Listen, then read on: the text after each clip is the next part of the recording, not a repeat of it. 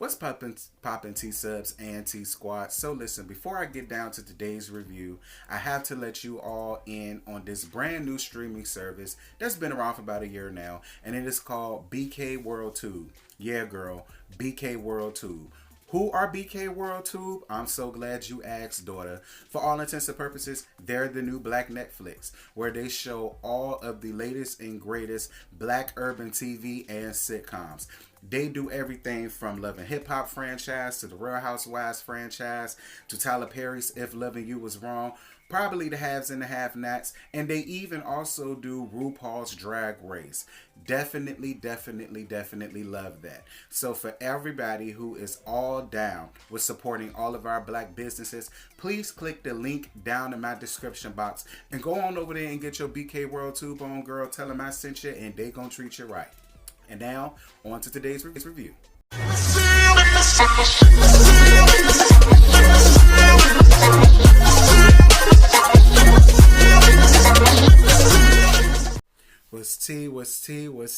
What's happening, T-Subs and T-Squad? So listen, I know I'm a day late in the dollar show for If Loving You Was Wrong, Season 5, Episode 4, going along for the ride. But girl, the gag is this whole damn episode was short. Okay, it was short, full of non-acting people, full of tied, delayed, and through storylines. But I mean, listen. The gag is the most interesting thing about this episode is Alex. And listen, y'all know me. I always go in and have on that horror Alex. Okay, but I'm kind of digging the new Alex. I am. I'm not even going to lie. I'm kind of digging the new Alex. I'm glad that I'm glad that Jesus decided to be a backbone for her, all around her, every day. I was all here for it. Like, comment, share, and most importantly, subscribe. Be sure to hit the bell, become the notification gang. And if you really rock with my channel the way you say you do, make sure to watch those ads. My PayPal and Cash App will be listed down in the description box. You can also donate to the channel by joining. I have 2 tiers. Both tiers are recurrent payments on your charge cards every month, and you can feel free to cancel at any time. You can also donate to the channel by heading on over to teesprings.com/TTalkBoutique for all of thine T-Talk needs.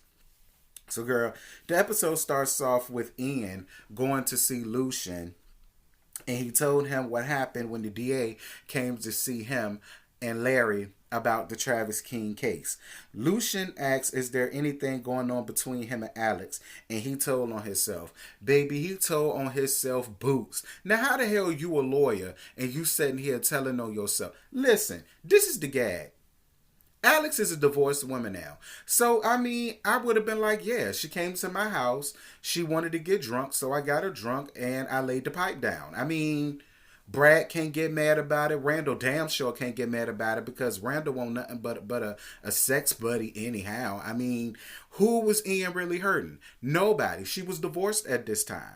Plus, she been cheating on Brad. So, I mean, Ian was just another notch under his belt. Like, I understand why Lucian was trying to press him just a little bit, but my whole thing to Lucian is, but child, mind your damn business. If he laid down with her, he laid down with her. Who cares? She's a divorced woman now. She could go do whatever she wanted to do. Girl, quiet as kept. She been sleeping with our beautiful Black kings anyhow. I mean, at least this time she has all right and all liberty to do it because she's divorced. But Ian, the way you just folded like a pencil, I won't hear for that. Like I said, God damn. And you a lawyer, you know you ain't did nothing wrong, but I am glad that Lucius did see it just in case Alec did try to pull the proverbial white woman tease that they like to pull. You know, you would have had somebody in your background that was like, child, she was riding that man. She was riding that baloney pony like it won't nobody business. Like that girl ain't bit more was raped. She won't bit more drugs. She won't nothing. All she was drunk.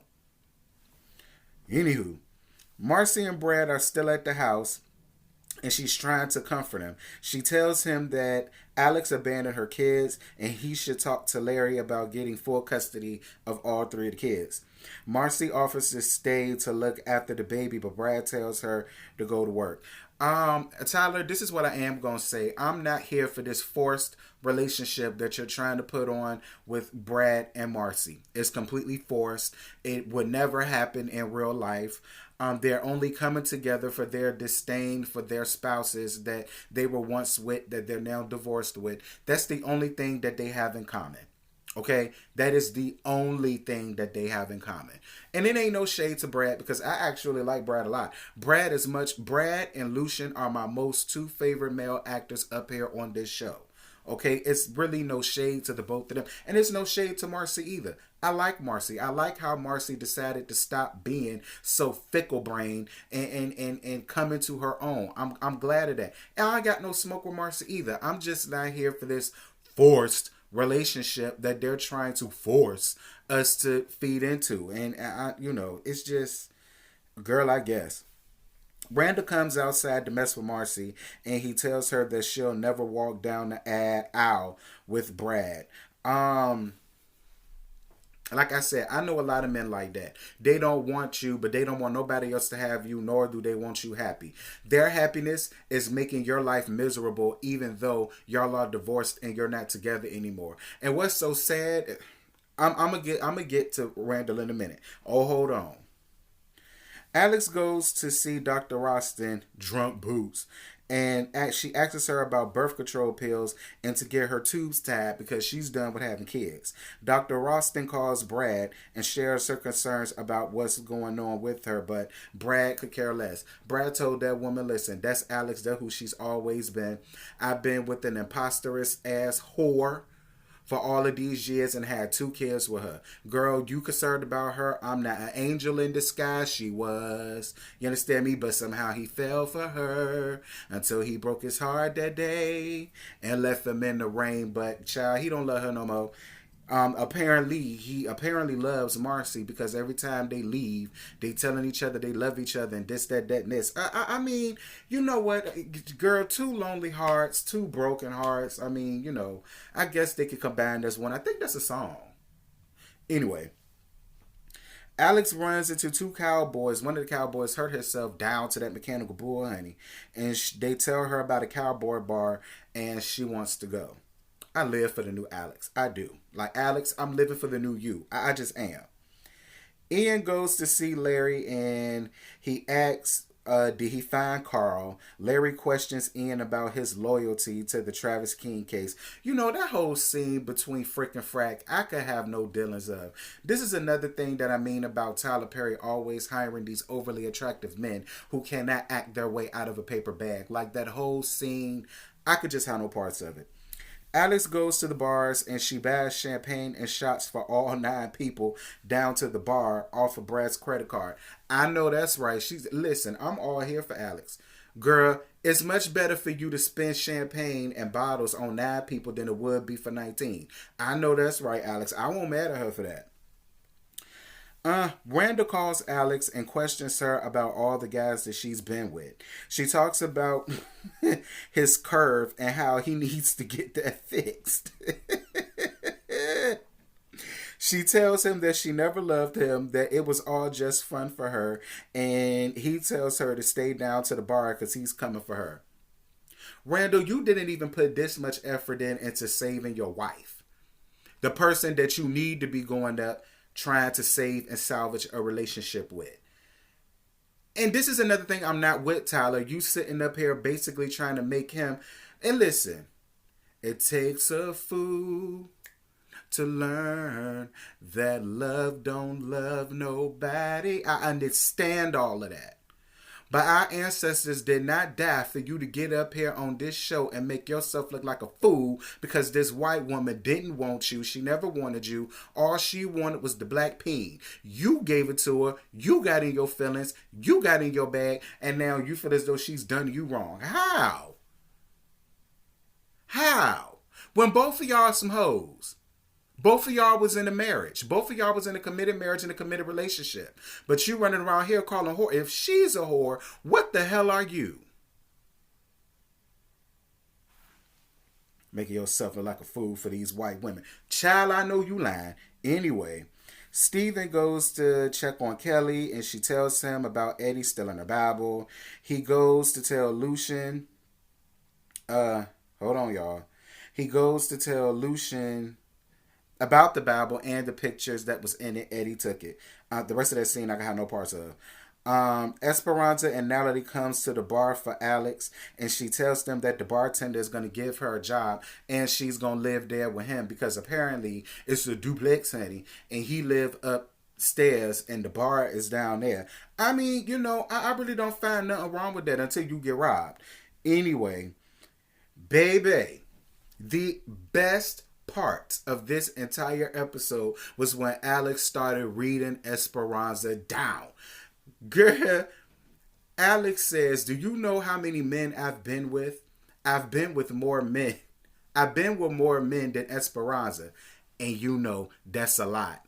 But and what made it so bad was that Natalie was kikiing and cackling, and Esperanza was all in her feelings and in her bag. But Esperanza, I feel like this.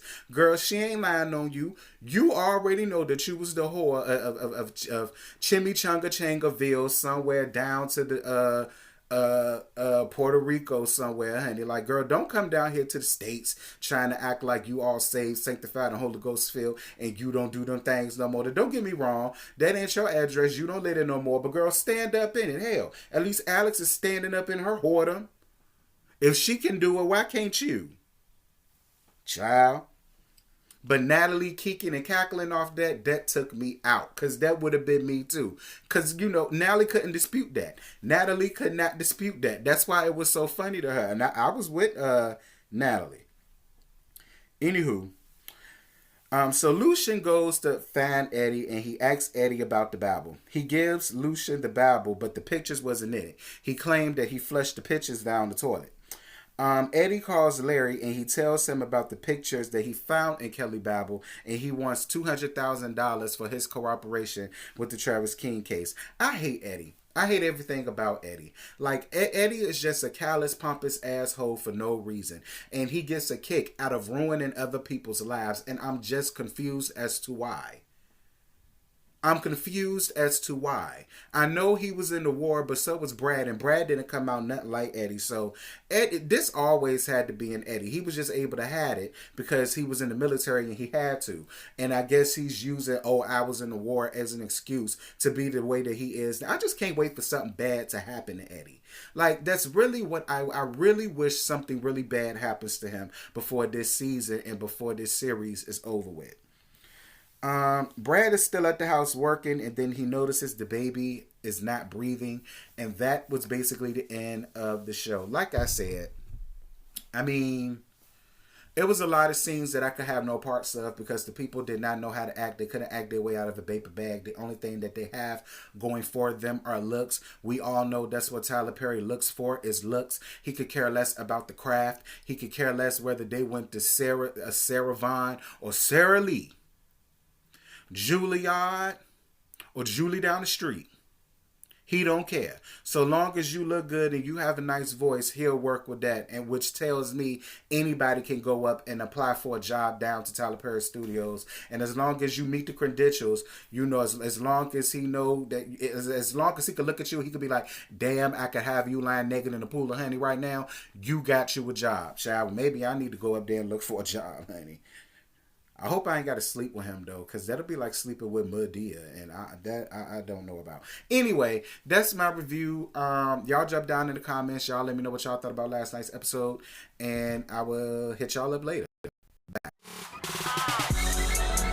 I just woke up and I rolled up. I just woke up and I rolled up. And I got my plane ticket. That push that be my starter kit.